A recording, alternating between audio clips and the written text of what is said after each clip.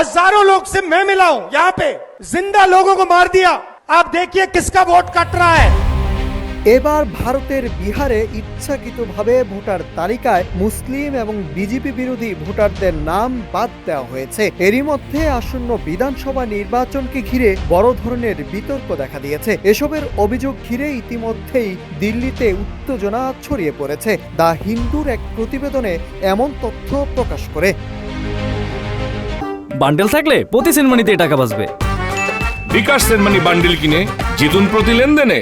এসব নিয়ে রাহুল গান্ধী ব্যঙ্গ করে বলেন, আমি তো শুনলাম আপনারা বেঁচে নেই। সম্প্রতি প্রকাশিত খসড়া ভোটার তালিকা থেকে প্রায় 65 লাখ নাম বাদ দিয়েছে নির্বাচন কমিশন। কমিশনের দাবি 1/3 মৃত, বাকিরা সরে গেছেন বা একাধিকবার তালিকাভুক্ত ছিলেন। তবে বিরোধী দলগুলোর অভিযোগ, কমিশনের এই ব্যাখ্যা মিথ্যা। প্রমাণস্বরূপ তারা দিল্লিতে কয়েকজন জীবিত ব্যক্তিকে হাজির করেছে যাদের তালিকায় মৃত দেখানো হয়েছিল। Nahid Hasan, news desk, Ittefaq.